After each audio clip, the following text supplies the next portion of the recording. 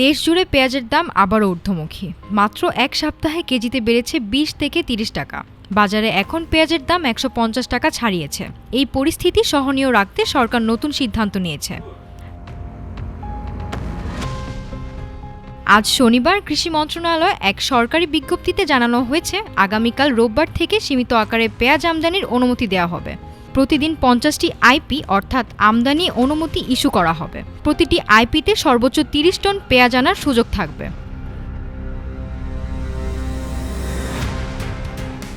গত ১ আগস্ট থেকে যারা পেঁয়াজ আমদানির অনুমতির জন্য আবেদন করেছিলেন তাদেরকে পুনরায় আবেদন করার সুযোগ দেওয়া হবে।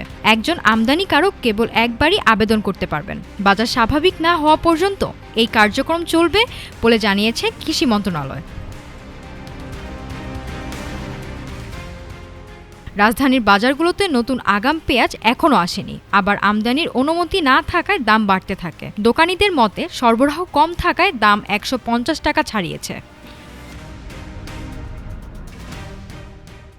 গত ৯ নভেম্বর বাণিজ্য উপদেষ্টা শেখ বশিরউদ্দিন জানিয়েছিলেন, বাজারের দাম না কমলে আমদানির সিদ্ধান্ত নেওয়া হবে। দাম স্বাভাবিক হলে আর আমদানির অনুমতি দেয়া হবে না। সীমিত আকারে আমদানির অনুমতি বাজারে কতটা স্বস্তি ফিরিয়ে আনে, এটাই এখন প্রশ্ন। পেঁয়াজের দাম কমবে নাকি আরও চাপে পড়বে সাধারণ মানুষ, তা জানতে হলে নজর রাখতে হবে বাজারে। Desk report, Dhaka today.